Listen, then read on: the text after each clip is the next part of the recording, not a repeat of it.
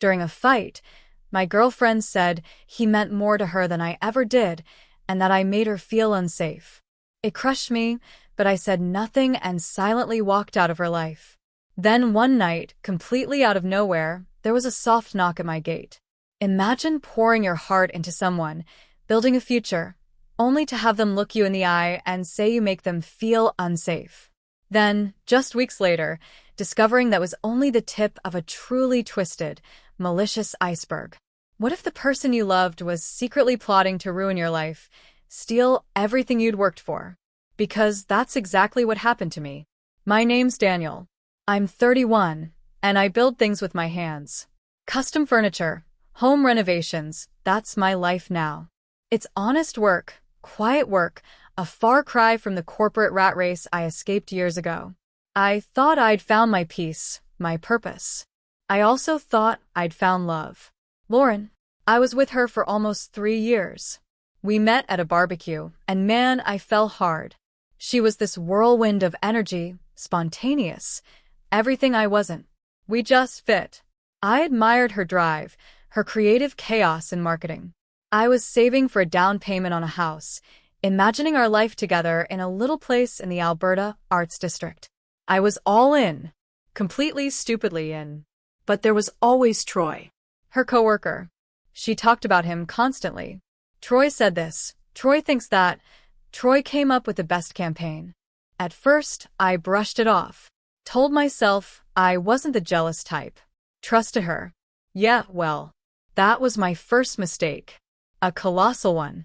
Things started to unravel, slowly at first, then all at once. It was a Tuesday night, late September. We were supposed to have dinner at my place, pasta, wine, cozy. She showed up an hour late, barely a sorry, and spent the whole meal glued to her phone, smiling at something on the screen. Not at me. At her phone. I finally asked, "What's going on?" She mumbled, "Work stuff." I pushed, "Work stuff with Troy?" And that's when it flipped. Her face changed, annoyance hardening her features. "Why do you always do this, Daniel? He's my friend." "You're so paranoid sometimes." I wanted to believe her, desperately. So I let it go. She left early, citing some client meeting. I cleaned up, alone, staring at the half-empty wine bottle, a knot tightening in my stomach. Something was wrong. Terribly wrong. 2 weeks later, the knot exploded. It was a Saturday. I decided to surprise her with coffee and croissants, the ones she loved from that bakery on Hawthorne. I had a key. She'd given it to me, said her place was my place. I walked in and I heard them. Laughter. Low, intimate. My heart dropped to my stomach. I walked into the living room. They were on the couch. Not kissing, not touching, not exactly. But her hand was on his knee, both looking at his laptop.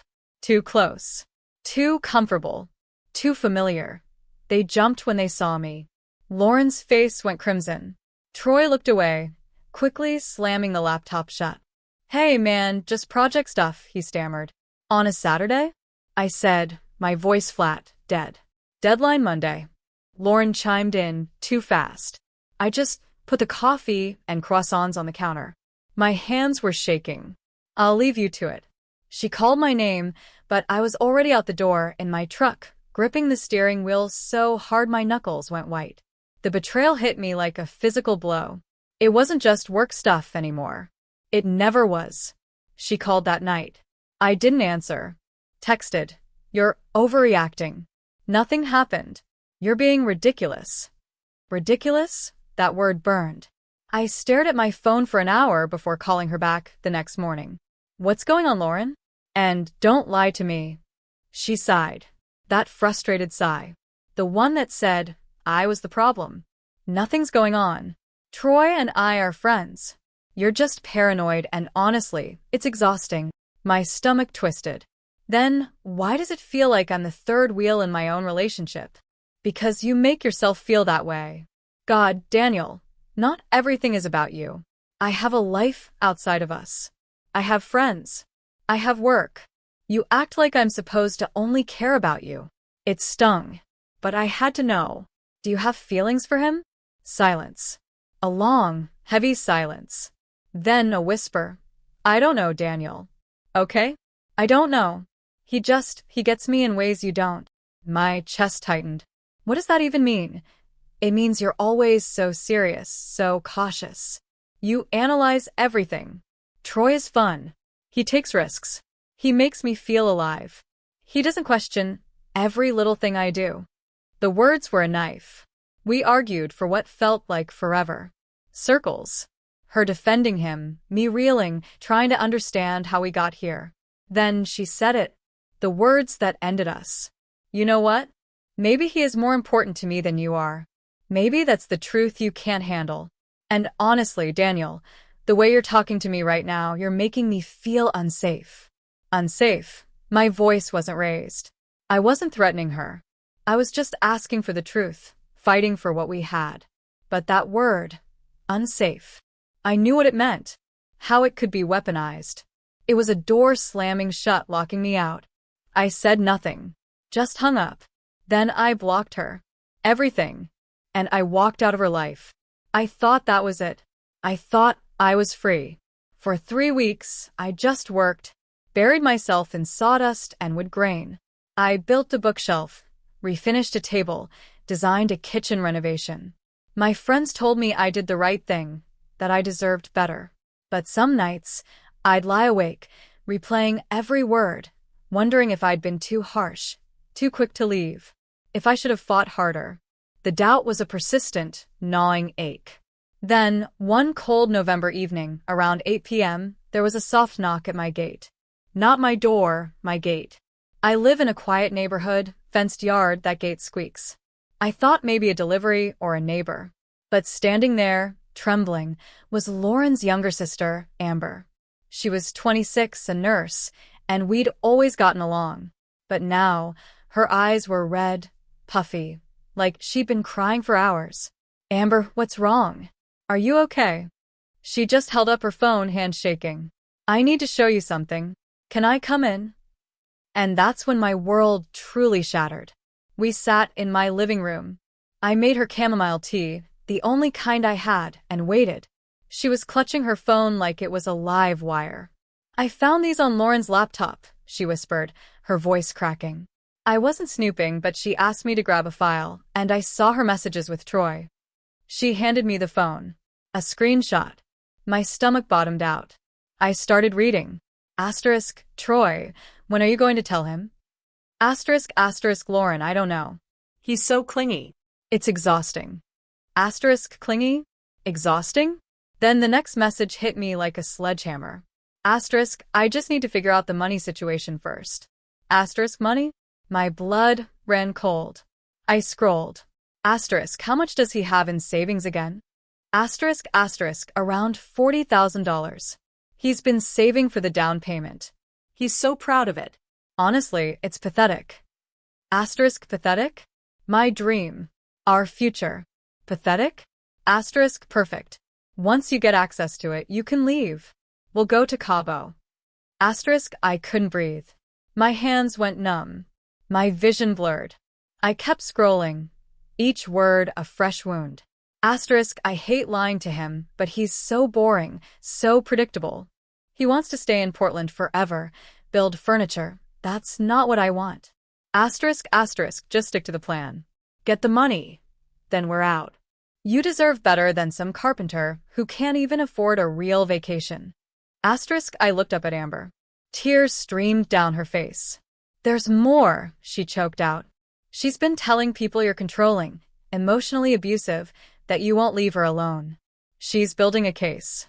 She's planning to file a fake restraining order. To scare you into compliance. Compliance? She was rehearsing crying, rehearsing lies to the police. My heart hammered against my ribs. This wasn't just a breakup. This was a calculated, vicious attack. For money. My money. The depth of her deception was beyond anything I could have imagined. Why are you telling me this, Amber? I asked, my voice barely a rasp.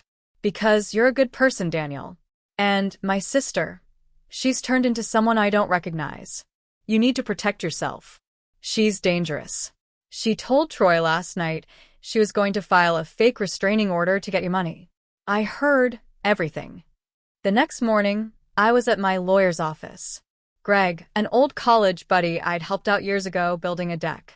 I showed him the screenshots Amber had sent me. His jaw was tight. "This is premeditation," he said. Fraud. "Possibly extortion. This is serious, Daniel. Really serious." He told me to document everything. Not to contact her. Move my money. Change my locks. Install cameras. I felt like I was in a spy movie, not my own life. That afternoon, my $40,000, my future, went into a new, separate bank account at a different credit union. New locks. Ring cameras everywhere. Front door, back gate, driveway. I was paranoid, but Greg said it was necessary.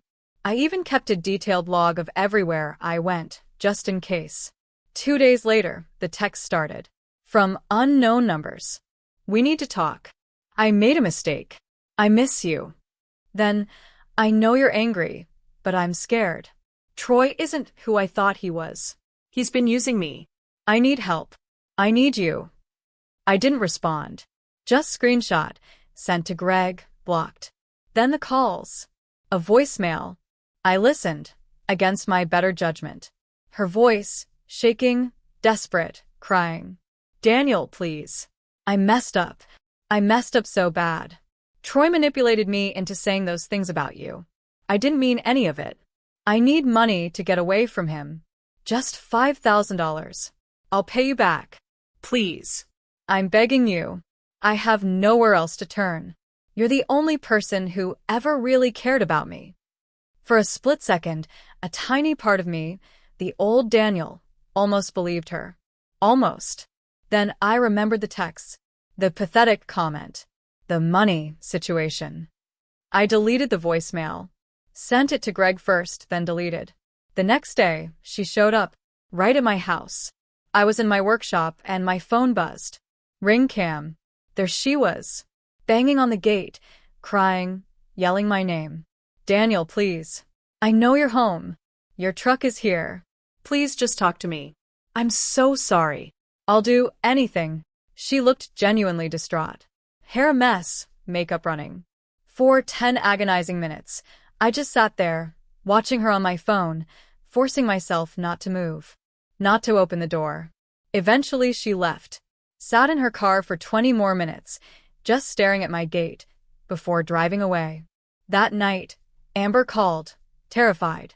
"She knows I told you," she choked out. "She went through my phone. She saw the messages I sent you. She's furious. She said I betrayed her. She kicked me out. I'm staying with a friend now." My heart ached for Amber, but her warning echoed. "She's desperate, Daniel. Desperate people do stupid things. Really stupid things." It all came to a head on November 22nd. Greg called me around 10 a.m. She filed a restraining order. My stomach clenched.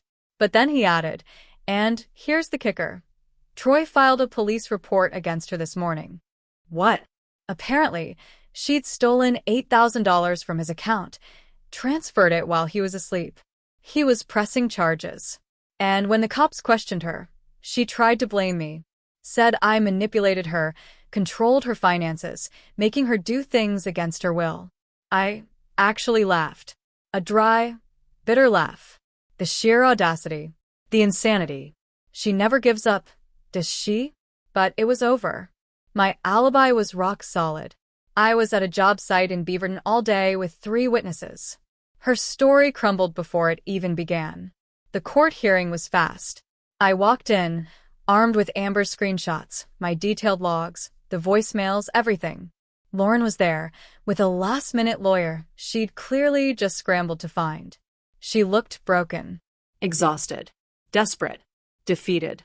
But the moment the judge saw our evidence, the texts, the detailed planning, Troy's police report, the bank records showing her theft, it was over. Her restraining order? Denied. The judge warned her about filing false claims, hinting at criminal charges and a countersuit for defamation. Her lawyer looked mortified, practically sank into his chair. Lauren left the courthouse in tears, stumbling, barely able to walk. I didn't feel victorious. Not really. Just incredibly tired. And a profound sense of relief. A week later, Amber told me Lauren had moved back in with their parents in Seattle. She'd lost her job, fired for the theft and the drama. Troy wanted nothing to do with her, even considering a civil suit. Her reputation in the Portland marketing scene? Destroyed. Word travels fast in small professional circles. As for me, I sold 2 custom dining tables that week. Got a new commission for a home office build in Laurelhurst. Went back to the gym. Even went on a date, just coffee, with someone I met at a hardware store. It felt good to be myself again. Sometimes I still think about Lauren. Not with anger anymore, but pity. She wanted excitement, money, a life that looked perfect on the outside. She wanted shortcuts, easy paths, other people's savings. And in the end, she got nothing. Lost everything. Amber and I still talk sometimes. She's found her own place, cut Lauren out of her life completely. She thanked me again for not blaming her, for not shutting her out. Oh, and a few months later, she tried to friend me on social media under a fake name, Sarah Mitchell, with a sunset profile picture. I recognized the email. Blocked immediately. Troy? Moved to San Diego, apparently. Good riddance to both of them. I'm doing great, by the way. Better than great. My business is thriving. I'm working on a custom entertainment center right now. I don't know about karma, but I do know this. You can't build a life on lies. Eventually, it all comes crashing down. The truth always catches up. Sometimes walking away is the only way to save yourself. I mean, honestly, what would you have done in my shoes? Have you ever had someone you trusted betray you like this? Let me know in the comments below.